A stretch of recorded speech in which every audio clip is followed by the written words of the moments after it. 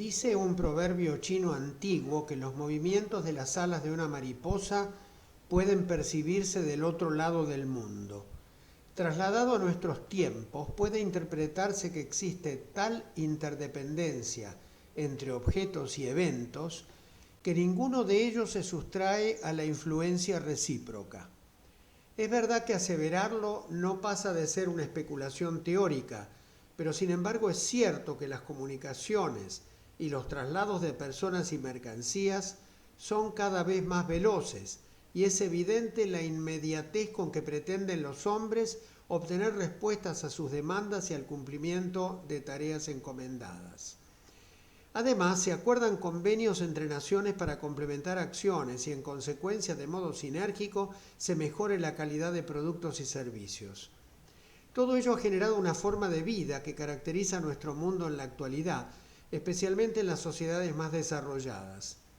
No obstante, esta interrelación y mutua dependencia aún no se ha plasmado en uno de los anhelos más importantes de la humanidad, sueño de los padres fundadores de las Naciones Unidas, que es lograr la paz mundial mediante la compatibilización de los intereses y el respeto por las particularidades y derechos de los semejantes. La globalización o mundialización abarca aspectos económicos, tecnológicos, culturales y sociales. Lo más ostensible es la vinculación entre mercados debido a la importancia de la economía para el bienestar de los pueblos. La tecnología resultante de la contribución de muchos, por efecto de la aplicación de la ciencia a las necesidades del hombre, incide definitivamente en la esperanza y la calidad de vida, así como en el confort. Traducir esos atributos al concepto de felicidad es difícil por el carácter tan subjetivo de esta sensación.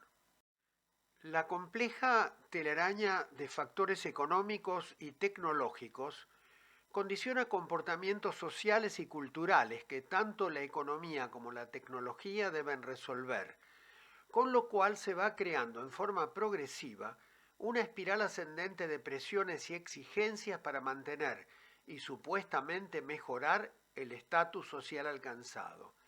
Se persigue un ideal, el cual por definición es un valor muy deseado pero inalcanzable. Cuando se alcanza, deja de ser un ideal. Entonces aquello que se imagina como satisfacción absoluta siempre está lejos. Se reclama más y más de la tecnología y se demanda más cantidad y calidad de bienes y servicios cada vez más complejos. Bienvenida entonces la tecnología, las comunicaciones, la informática y toda la modernidad, siempre y cuando se use con fines loables en un entorno democrático en el que se intercambien ideas para mejorar la condición humana. Son evidencias ostensibles de globalización, los transportes veloces y de largo alcance, las empresas multinacionales, muchas de las cuales tienen patrimonios que superan los productos brutos internos de muchos países, la competitividad que mejora calidades y baja precios y la libre circulación de capitales que tributan a los estados. En este escenario, la tecnociencia y la teleinformática son las principales protagonistas. La ciencia es la rama del saber humano que agrupa los conocimientos objetivos fehacientemente comprobados a los que se arribó oportunamente mediante observación y experimentación, las cuales permitieron, mediante métodos adecuados, verificar hipótesis formuladas. Estos conocimientos científicos bien empleados deberían contribuir a la solución de los problemas de la humanidad y mejorar las condiciones de vida de las personas. El conjunto de procedimientos que se emplean para aplicar los conocimientos científicos constituyen las técnicas. Se denomina tecnociencia al complejo entramado de conocimientos científicos y procedimientos o esquemas operativos que permiten el desarrollo de productos, vale decir, la aplicación de los conceptos surgidos en los laboratorios a los sitios donde se encuentra su aplicación práctica. Así como se puede hacer transferencia de ideas desde las usinas intelectuales a las empresas e industrias para lograr mayor eficiencia y productividad y de este modo ser fuente de riqueza y bienestar, también quienes poseen la capacidad para poner en práctica este recurso pueden emplear con maldad esta supremacía y, haciendo uso perverso de la ventaja, aplicarla para imponer hegemonías arbitrarias y el sojuzgamiento de semejantes. Un efecto encomiable de la globalización es la homogeneización transcultural, consistente en la difusión y la consiguiente adopción de pautas de comportamiento y hábitos provenientes de otros grupos humanos, por lo general dotados de recursos tecnológicos y científicos más avanzados. Los riesgos de la tecnociencia globalizada son, entre otros, la mayor interdependencia entre países, particularmente aquellos socios comerciales que cuando entran en crisis contagian a los demás. A ello se agrega que los movimientos de capitales e información son de más difícil control cuando los medios electrónicos atraviesan fronteras de un modo tan sutil que muchas veces resultan indetectables. Los dineros de la corrupción, que deberían destinarse a obras de saneamiento, asistencia sanitaria, prevención de enfermedades, mejoría del medio ambiente y otras inversiones para beneficio de la población, aterrizan en paraísos fiscales y financieros merced a una ingeniería contable digna de mejor causa. La concentración de capitales y las empresas transnacionales que eluden su respectiva responsabilidad social y las normas éticas que por consenso acuerdan en respetar, encuentran terreno fértil para prosperar con las reglas de la globalización. Todo ello amparado muchas veces en medios de difusión adictos. También las políticas de salud suelen adaptarse a los designios de organismos internacionales, afortunadamente con finalidades loables la mayoría de las veces. En otro orden de cosas, los transportes globalizados han borrado las fronteras de países y continentes para los agentes patógenos y para sus vectores. Caracoles y abejas africanas que aparecieron en el noreste argentino y algas de Oceanía en los lagos del sur son ejemplos de verdaderos trasplantes biológicos en el medio ambiente. Las pautas culturales ajenas que se difunden con profusión crean modificaciones en hábitos laborales y alimentarios con consecuencias a veces deletéreas sobre la salud humana. También ciertas actividades económicas que aplican tecnología inadecuada para el terreno y no son escrupulosamente reguladas ni controladas, pueden producir estragos en la población afectada. Se entiende por teleinformática a la disciplina que permite la comunicación de datos entre equipos informáticos distantes. La red de Internet, con sus múltiples aplicaciones, es el ejemplo más acabado de teleinformática. También lo son el intranet, así como las distintas formas de telefonía, televisión y mensajería. Cuando los equipos electrónicos tienen la función de recabar y transmitir datos vinculados a las ciencias y tecnologías relacionados con la salud, se conforman sistemas de tecnología aplicada que en conjunto se denominan telemedicina.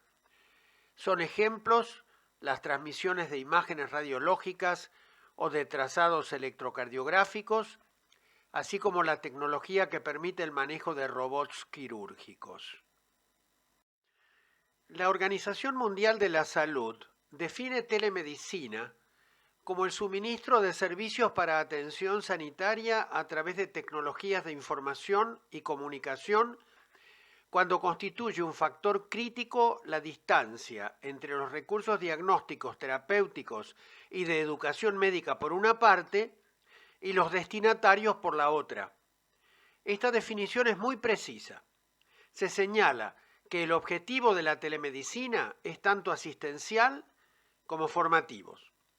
Especifica que es imprescindible la lejanía física tanto de los pacientes en unos casos como los profesionales en formación o que apelan a la educación médica continuada en otros, y además establece que para remediar los efectos de esa distancia se utilizan herramientas informáticas.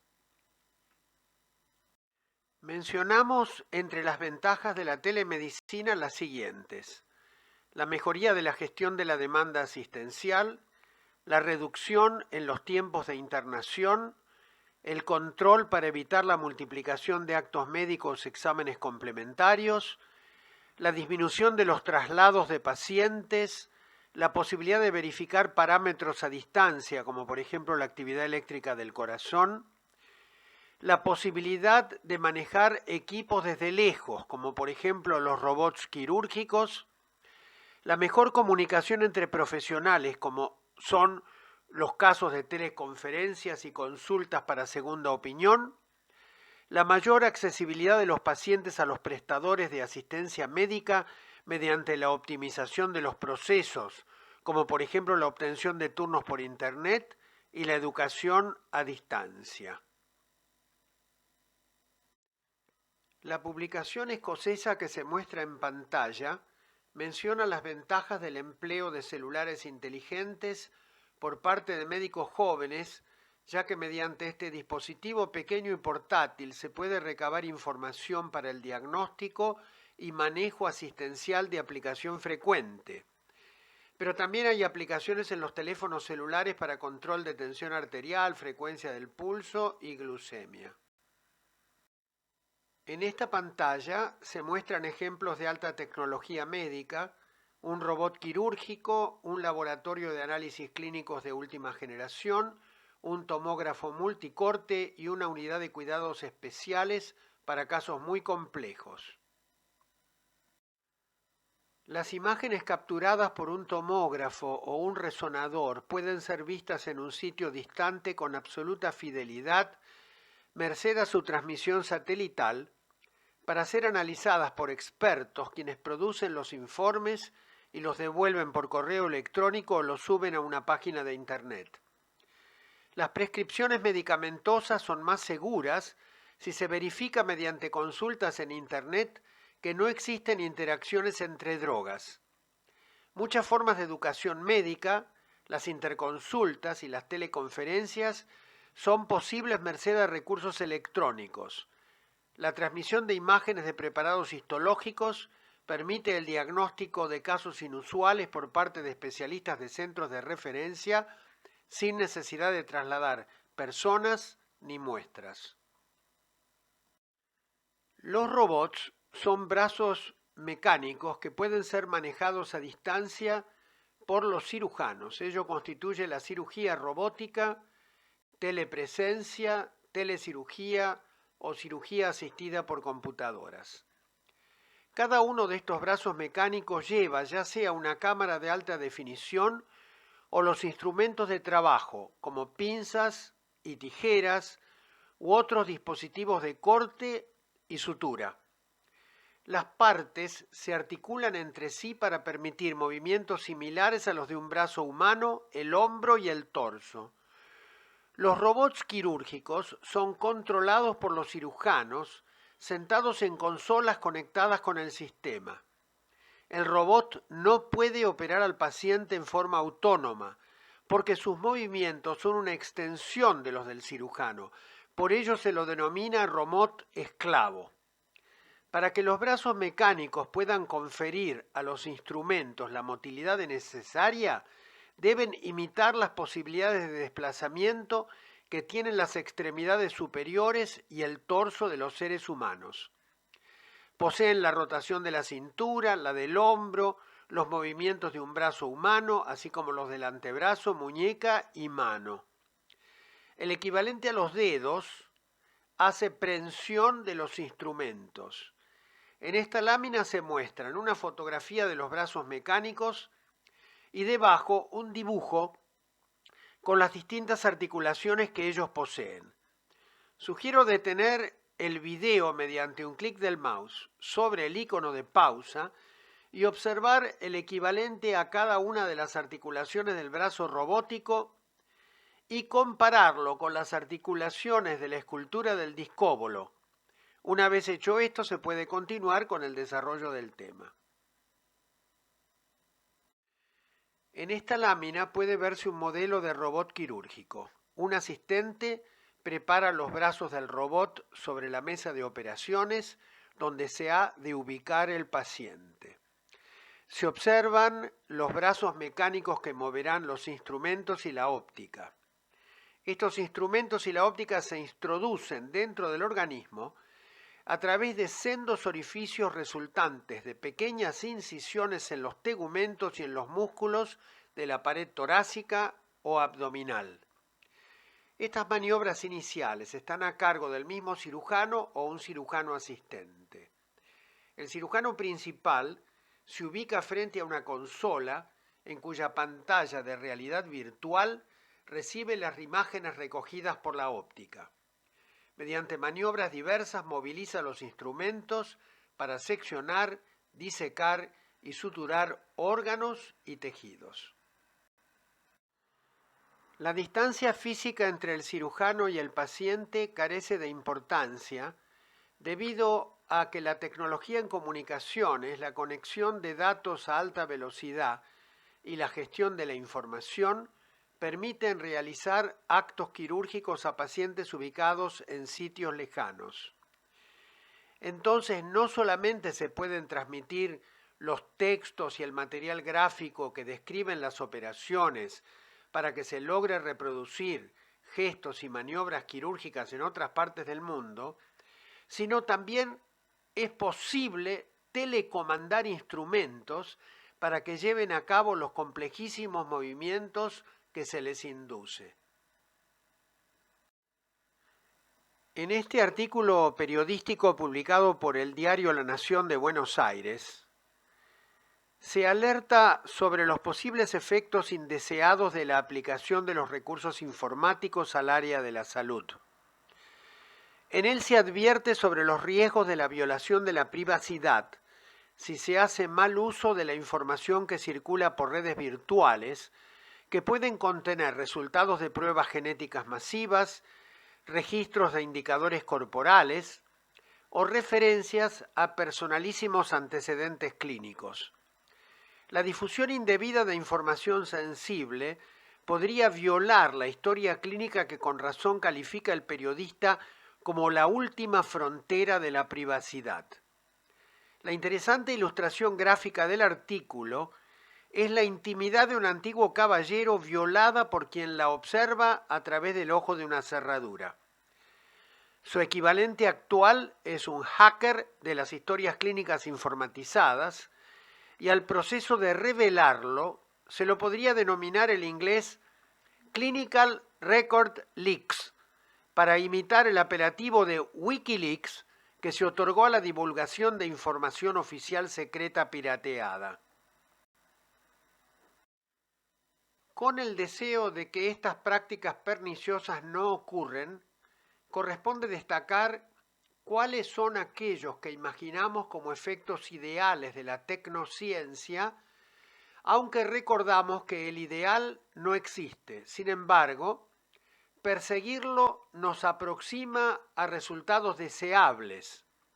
Hemos visto que la transmisión de datos disminuye los inconvenientes de las distintas distancias geográficas, que la tecnología médica reduce la cantidad de enfermedades incurables, prolonga la vida a la vez que le otorga mejor calidad durante la vejez, tanto que si esta tendencia se acrecentara, podría lograrse edades muy avanzadas.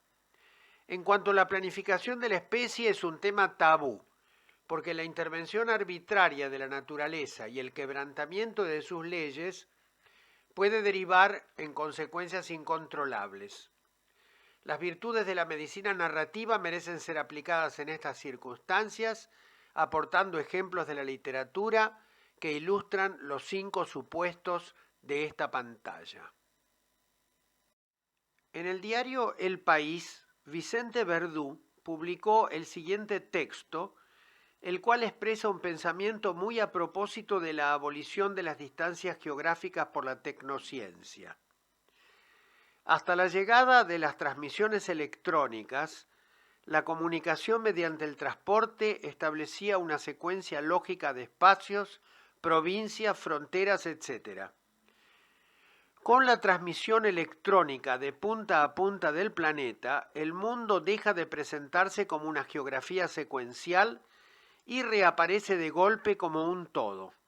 Su espacio no aparece poco a poco, sino de súbito, totalmente, para agotarse en la instantaneidad. Como se lee, hay una nueva conjunción espacio-tiempo.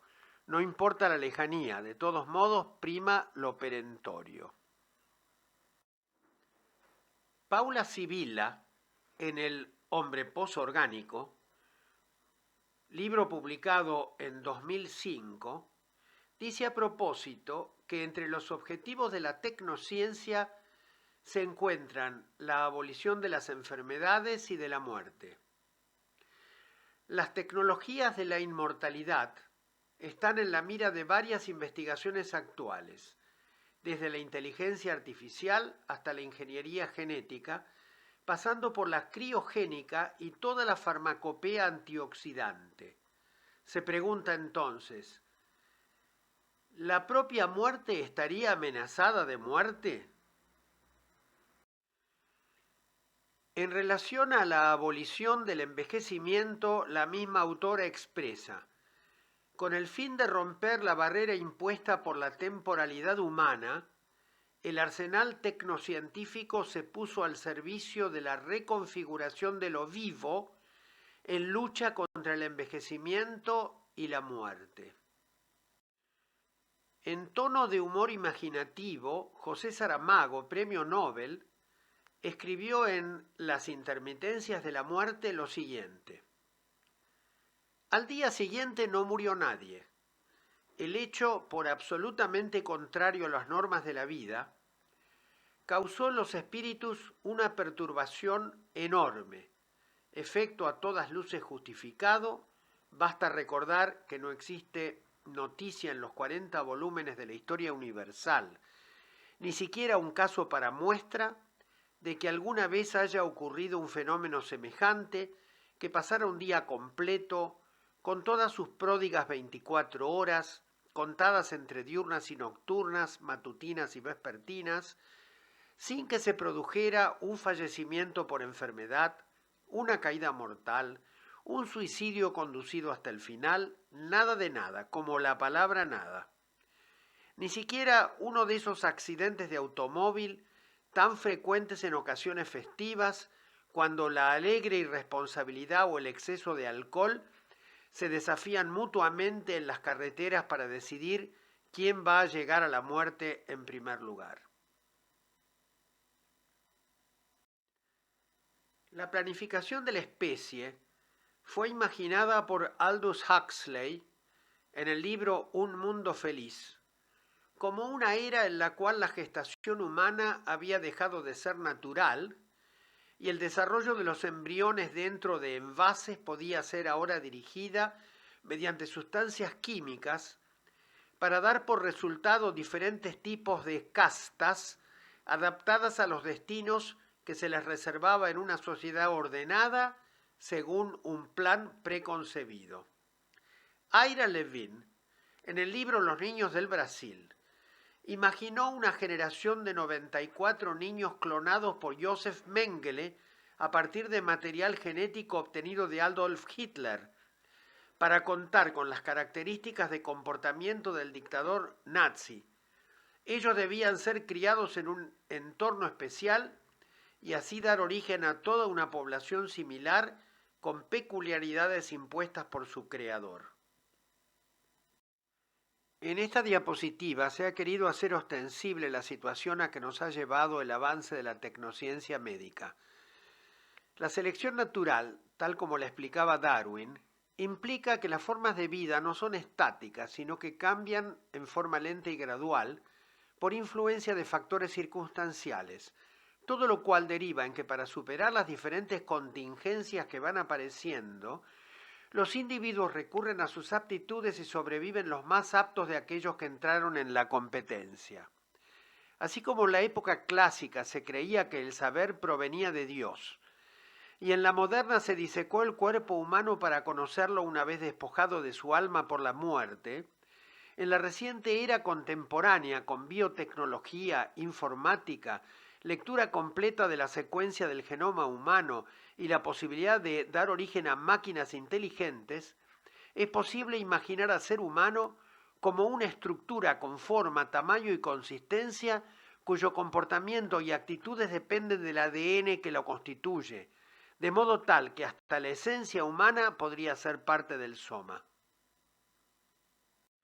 En las sucesivas láminas hemos de mencionar varios de los aspectos nocivos de las tecnociencias.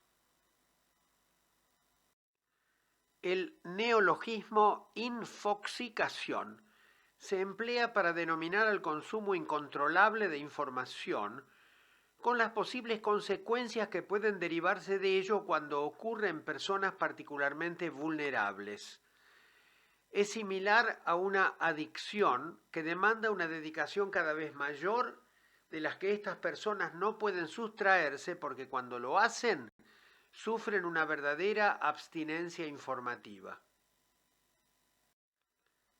Para superarla se recomienda abandonar el flujo incesante de información o bien atenuarlo, retornar a la introspección y los mundos privados en los espacios reservados a la intimidad o compartidos con allegados solamente, recuperar el silencio y seleccionar de entre las relaciones a los afectos verdaderos para mantener con ellos vínculos de intercambio culturales, artísticos o espirituales.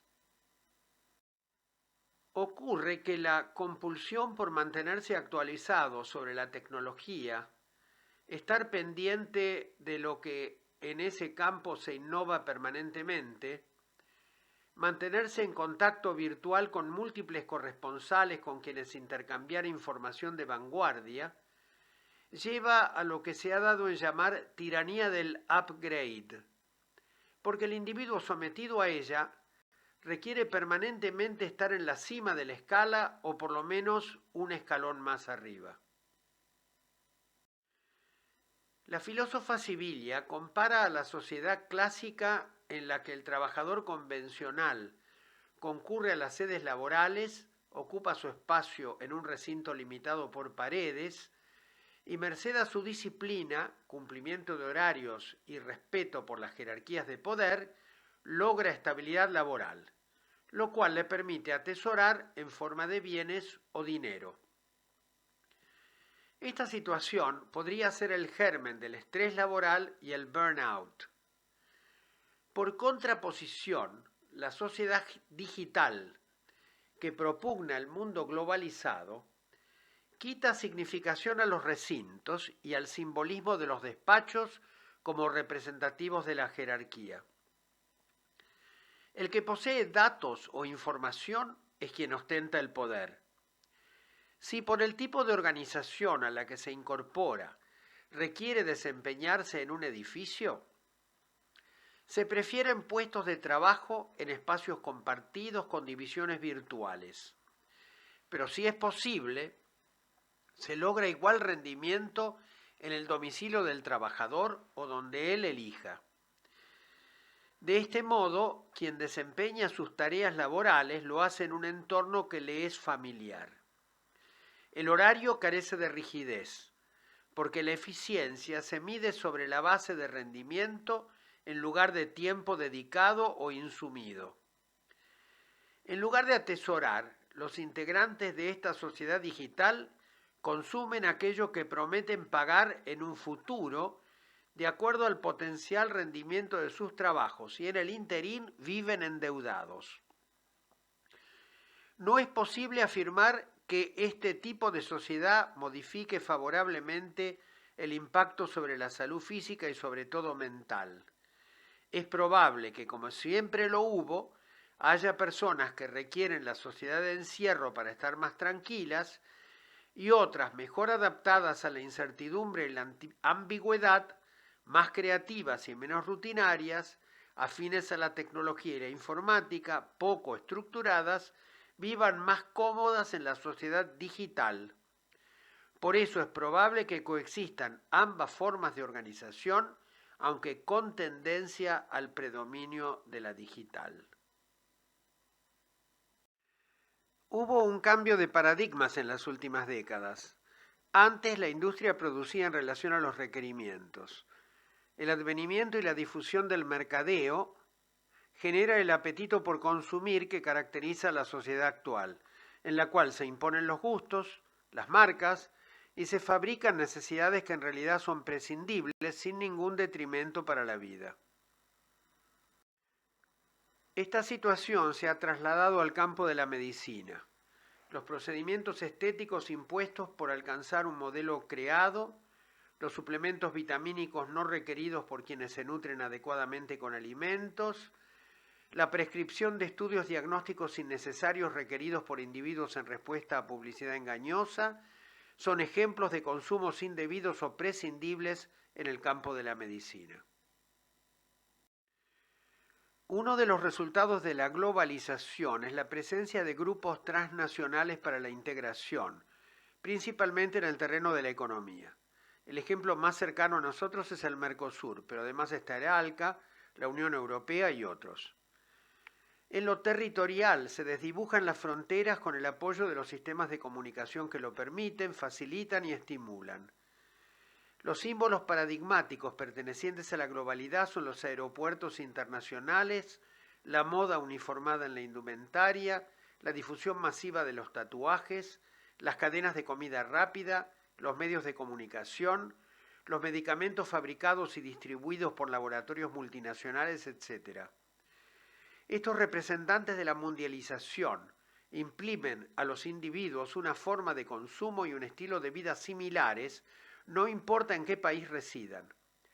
Por ello y por el transporte internacional, existen necesidades y problemas que inciden en la seguridad sanitaria, derivados de la circulación de personas, animales y productos agrícolas. Pero también actúa en igual sentido la difusión del apetito por la denominada comida chatarra, la estimulación del consumo de tabaco de marcas internacionales, los carteles que promueven la adicción a las drogas, la manipulación genética de productos alimenticios de consecuencias a largo plazo todavía desconocidas, etc. El comercio es fuente de trabajo, consumo y cultura, así como lo es el turismo, pero también lo son de amenazas para la salud a través de la migración de personas enfermas y vectores de enfermedades.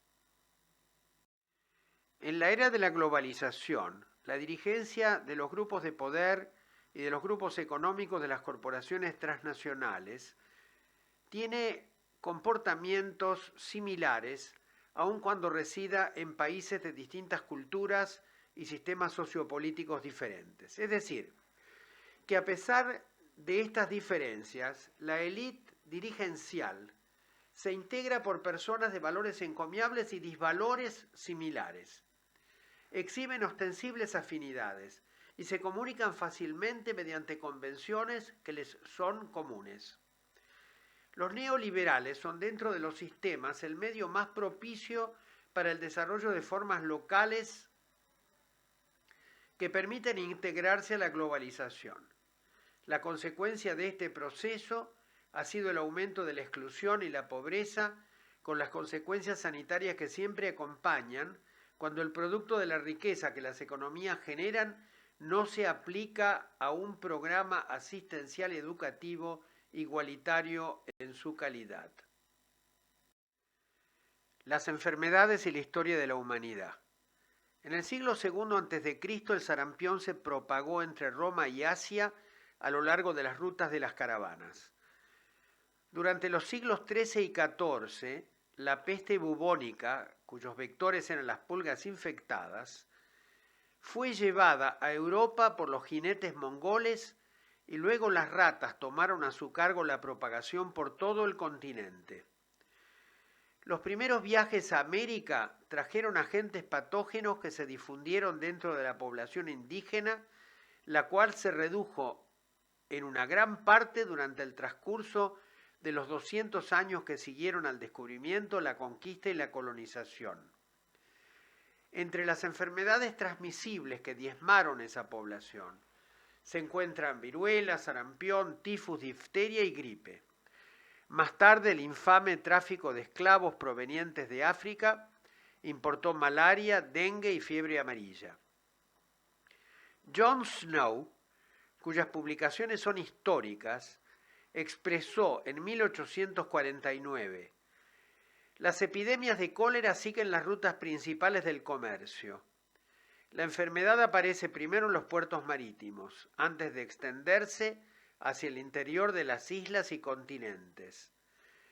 La enfermedad por virus de la inmunodeficiencia humana afectó primariamente a las clases dirigentes de países subdesarrollados, lo cual fue atribuido a su capacidad económica y la consiguiente posibilidad de viajar y procurarse parejas sexuales sin demasiada selección. El Instituto Levine de la Universidad Estatal de New York asigna a este fenómeno la responsabilidad de la desaparición de los liderazgos competentes para el gobierno y la propensión a los golpes de Estado, con la consiguiente desestabilización política y sanitaria de las poblaciones involucradas. La declaración de Alma-Ata durante la conferencia de la UNICEF en 1978, fundamentada en que la desigualdad sanitaria de la población mundial resultaba inaceptable para los delegados, pretendía la que en el año 2000 fuera igualitaria para todos. Obviamente el deseo vehemente de que ocurriera no se cumplió. Sin embargo, para muchas poblaciones la situación experimentó cierta mejoría merced al apoyo de organizaciones internacionales.